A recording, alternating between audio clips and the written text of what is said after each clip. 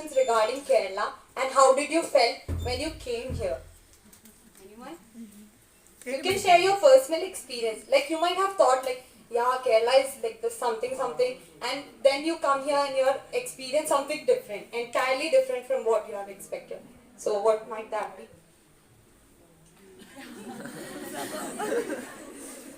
So, like before coming here, I watched many Hindi movies and like songs.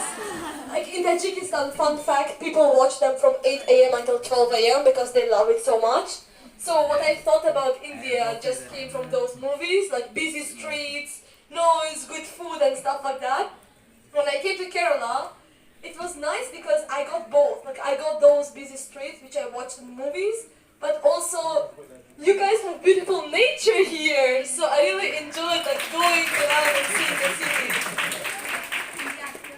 Who's your favorite Bollywood actor? What do you think? Shahrukh Yes!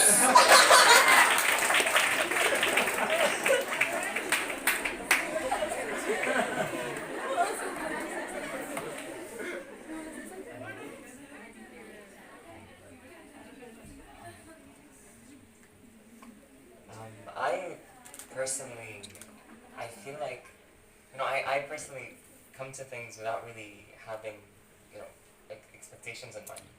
And that's, I feel like I don't think about it until I come here and then I realize things. When I realize, I see a lot of, I see a lot of nature, but I also see a lot of just, there's a sentence someone said when you're just talking, that it's kind of organized chaos. It's just that everyone knows what they're doing. There's a lot of people going in the same way. The roads have been walked by so many people. You can see that. You can see that in every single leaf that falls, every single trace. It's really beautiful. And then when you walk by the shops and you see how much like rich culture there is in it, I feel like it's something that I just want to stay there for and stay there to appreciate. That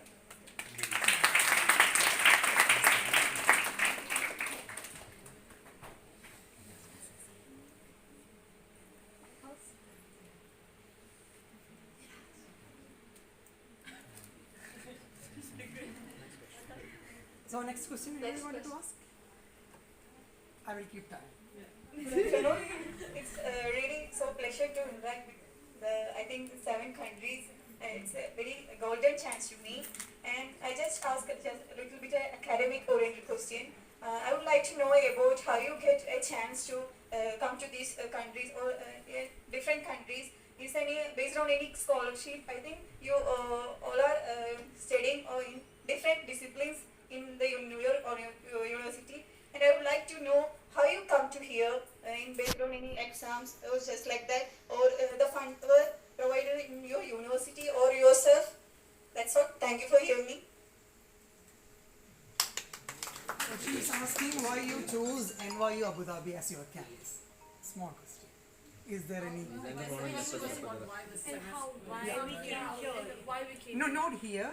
To NYU Abu Dhabi. Is there any? How did you get there? Was it from the Yeah. exercise? I just asked that the way you come to different countries, you are all are not you choose NYU, but you are studying in NYU and you have chance to interact with this much. You come to Kerala and just like that. How you get this chance? If we have any possibility to come to your universities, just like that. Yeah. Yeah. Do you understand? I think I'm sorry. I understand. I translate. Why you? Actually, this is a golden opportunity for you to visit so many countries like India. So your university plan your curriculum in such a way. So university provide all this assistance to you, and that is the question. How do you able to manage all this journey to different countries? Any particular question? Answer you have? I'm not sure if this is exactly the answer, but so why we are here is regarding a course. So it's called a G-Term course, which we take in either winter or summer, and it is programmed by the university. So it's organized by the university and it's a part of our curriculum. We have to take 3 of these courses in our 4 years. And regarding scholarship, there's no exam, so it's not like a select students go here. Every student gets to do a JDOM, and they have different programs that every student applies to, and then so yeah. Yeah. Like, why did you choose NYU as your campus? And then NYU in theoretical.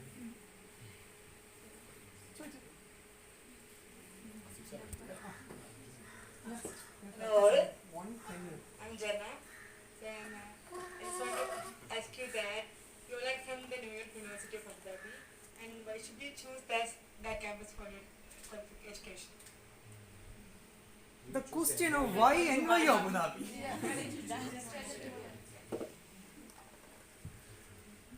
I think there's many reasons. I'll just say one of them, and if someone wants to add to another reason. For me, it's because of how culturally diverse it is. So as you can see, just from a class of 14 people, there's like 7 countries. And also, I come from a country where there isn't that much diversity. Like all my school came from, like the students from my school, like in high school, was from my same country.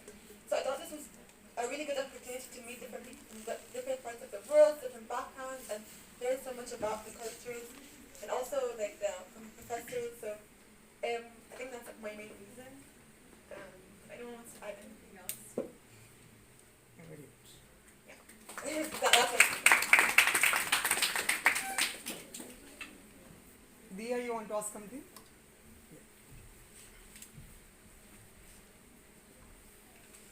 Hi everyone. Actually, my question is kind of related to what you just said.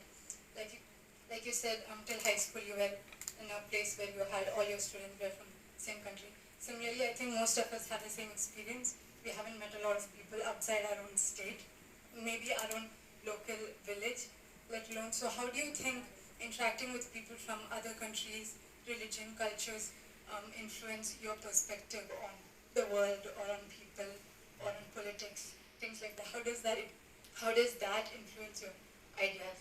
That's my question.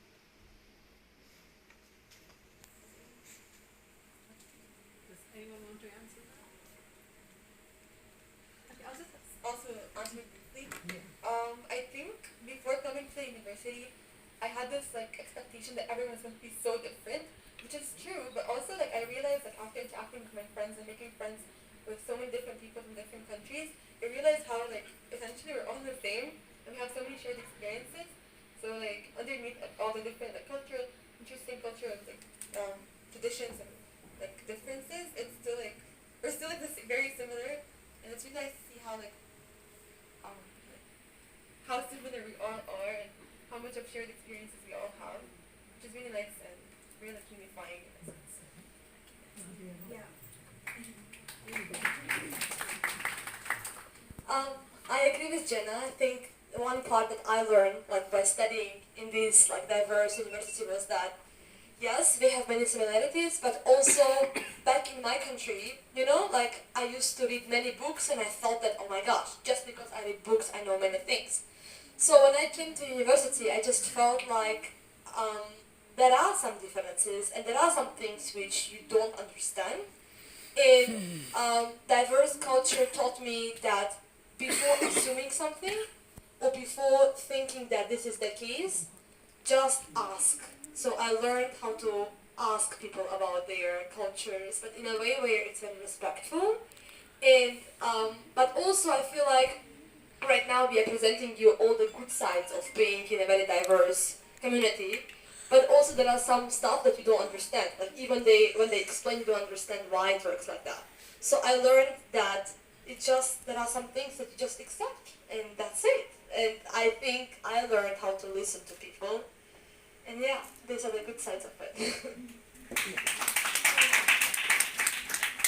Yeah, I'll just add to both of them. So basically, I think for me it was I gained an understanding of the wider world and how people think and about other cultures, and it helps you inform yourself better and respect every person and every culture and every tradition, and you get to learn more.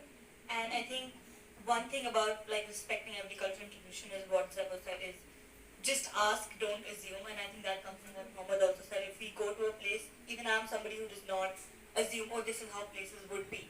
Instead, you build your first understanding only from asking people and interacting with them. So yeah, meeting so many people, because you see and hear so many experiences and like shared experiences also and different experiences also. You just gain a lot more perspective in the world and yourself as a result.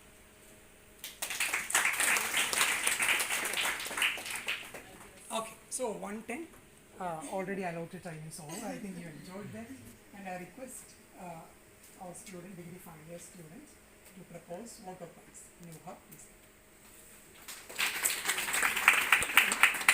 Or you can just stand here and sit. Yeah, no. The attitude of gratitude truly brings us closer to everyone. A pleasant afternoon to everyone. First of all, I would like to address my gratitude to each and everyone present here on this occasion, and I would like to thank everyone who have come from NYU to join us on this day and to interact with us and teach us a lot of wonderful things. I truly believe that, as you have stated, you come from different countries and yet you have had a sense of unity, right? And that purpose. And I think that within this short span of time, we too are able to experience that kind of unity with you guys. And for that purpose, I'm really thankful. And I'm also thankful to Dr. Shignu sir, who have given us an important paper. He presented his idea on a very important topic that is truly relevant to each and every one of us. Because I think many of our parents are migrants, and we have first-hand experience to that things. And for that, I'm thankful to you, sir. And in that context, I've noted one thing that touched my heart is the things that children are getting neglectful towards their parents. And I think as students and as a growing generation, as Gen Z, we need to be more careful how we address our parents and look after them. And I would like to quote a supplication from Quran, which is Rabbirhamhuma kama rabbayani saghira. That is, the God itself is asking us to pray for our parents, and that is this supplication. And I hope that each one of us are able to look after our parents well, because they have sacrificed a lot for us. And again, let me come back to my vote of thanks. And so yeah, I would like to address my vote of thanks to each one of you, and especially Samuel sir and Neelima ma'am and everyone, all the students who have come here. And I hope that we've been able to, Abby also. And I'm hopeful that we have given you a kind welcome and you have got a good experience from here. And for that, thank you. Thank you so much.